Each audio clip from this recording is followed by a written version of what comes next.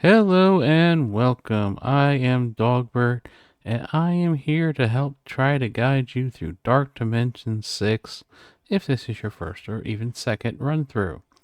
Now, I will be talking mostly about who you need to target, who you need to try to knock down first. I will be one-shotting some nodes, but not all nodes. This is more for people going through the first or second time. In fact, don't expect to one-shot any node in since Dark Dimension 3. It's definitely going to feel like that. That's why I'm going to talk about the different waves and who you should be focusing on. And my general advice is every day, just try to kill one character. You'll be amazed at how much progress you can make if you just try that. Eventually, you break those waves down, and then you can make a lot of progress on an attack. Nightmare, but it gets much easier once you get Super Scroll. Now, with all this said, now that I've told you what we're going to be doing, let's head on into Dark Dimension 6. We'll take a look at Node 1. Alright, here we are on Node 1. This is the opening wave here. We have Kang and Shang-Chi are our main targets that we need to control and get out of there. That Shang-Chi can do a lot of damage. We're just going to have to deal with the annoying yo-yo, but we do need to consider about taking out that Black Bolt, but we do have double crystals back there, and they will be healing up yo-yo and Black Bolt once they get dropped down, and of course each other as they get dropped down. Iron Fist, Shield Operative, JJ, not really anything to worry about here. Now, the team I'm using, do not think you need to use this team. I will, however, suggest that you absolutely positively bring Apocalypse probably as your first character. He is incredibly crucial for both global. He's incredibly crucial for the first nodes. He's incredibly crucial for the last couple nodes as well. So keep that all in mind. Like I said, this is somebody who's already completed Dark Dimension 6. I already have a big super scroll, so this is going to make it a little bit easier for me to get through this. But the focus is on Kang, like I said. And if you can, you want to either ability block or stun the Shang-Chi. You do not want him to get his ultimate off. He will do a ton of damage.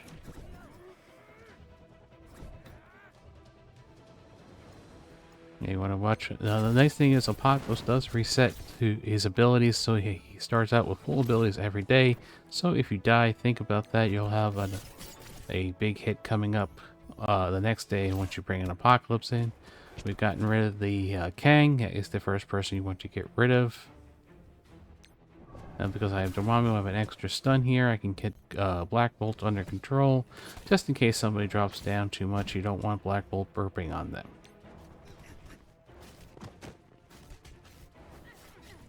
As you see, I've shifted my focus now to Shang-Chi.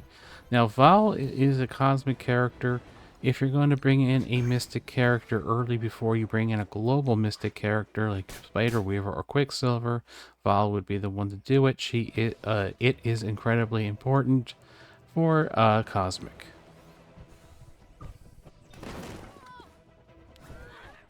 Doc Ock is a great choice also for legendary. In case you're thinking about bringing him, he does take an awful lot of gear, though. May not be the best choice for the first run.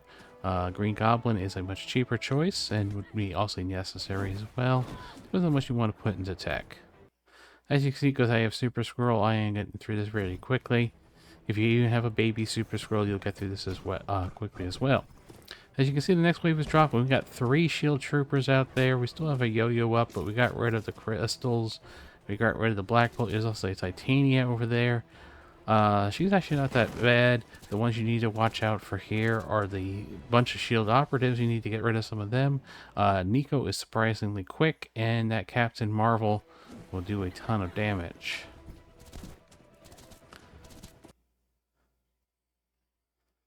But you do need to get rid of some of these shield operatives just because they are going to be attacking every time you hit somebody that's around them.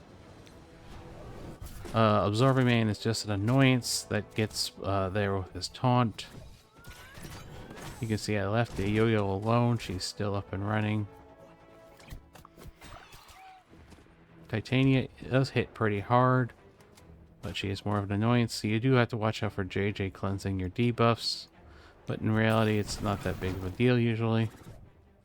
Like I said, that Nico does hit pretty hard, and she can wipe out some people if you're not careful. We gotten rid of one shield operative here. Now with all, don't forget it's a AoE, it's an adjacent target, gets all the ability blocks. That's why you're kind of like targeting like that.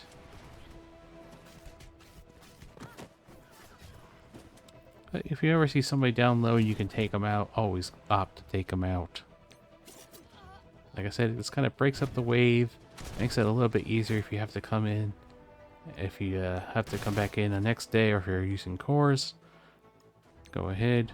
Colleen is not at all, as you can see, very deadly inside here. You can see it's a very tanky Captain Marvel. Does heal constantly.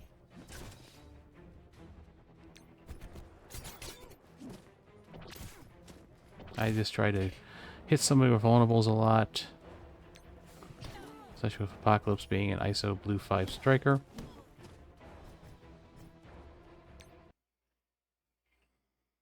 I would say your best team to bring in here would be her global team, because obviously you're going to need them very first off.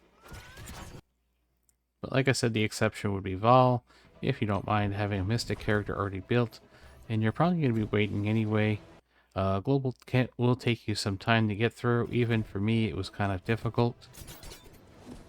It's probably the most difficult session after you get past your first run, because Cosmic becomes a breeze with Super Swirl. But I am going to try out some other characters in Global, see if I can't find something a little bit better. I know everybody, Quicksilver is very expensive.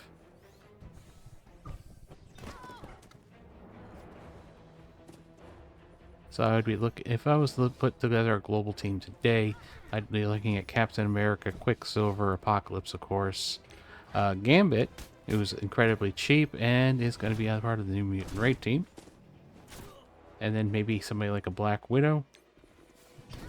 If you have the bio gear and can bring up Captain Carter, she works incredibly well with Captain America.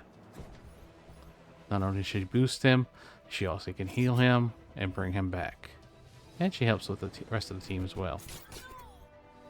Here we got just a lone shield security spawn. He was meant to be an annoyance, but you don't have to really deal with him too much. There's not many breaks in Dark Dimension 6 here where you get a single character like this. Generally, once you are knocking down people, they'll drop down more and more characters on you. So when you get a break like this, it's great to do some basics and just slowly whittle them down. Rebuild up your cooldowns.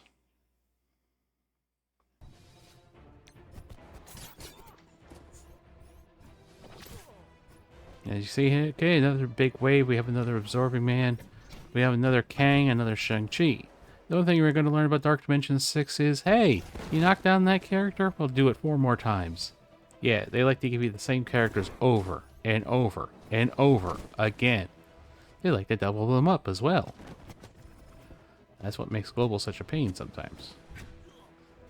As you can see, even with that, you can see there was the burp by Black Bolt. Took out my Doc Ock. Shield Medic, no problem there. Again, we need to control Kang. We need to control Shang-Chi again. The rest are just kind of there. You definitely do not want Kang to get his ultimate off. If that happens, it's going to be a very bad day for you. Kang would be another character you might want to bring in before your global characters. As you see, look, another Absorbing Man. That's number 3 in this node already. More Crystal, another Titania, another Moonstone, another Shield Operative. Nothing too big here. I mean, at this point, you're pretty much just cleaning up the node, getting ready for the next node. There's only 2 of these nodes that you can just bring in whoever you want in Dark Dimension 6.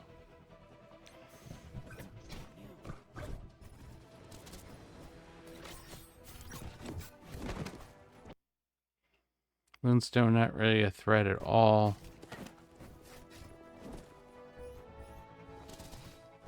There's that annoying Shield Operative again.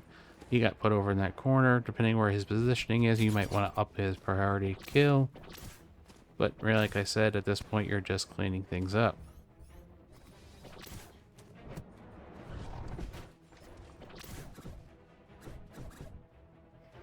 You do want to conserve cooldowns, especially on Apocalypse here. You don't want to be using his big ultimate if you're going to be going into the next node in the same day. It's nice to have that ready to go and kill somebody. And don't forget when you're doing that, don't forget it's like around 60% damage. These characters have a lot of hit points. So you're going to have to keep that in mind when you might want to save it, not use it first turn. Might want to use it second turn. And also Apocalypse's special comes in quite handy because of the heal to the team it does. And getting rid of those debuffs and everything. And that's it. We're just going to clean that up here. Moonstone's not going to cause any problems for us. And that takes care of Node 1. Tune in next time for Node 2.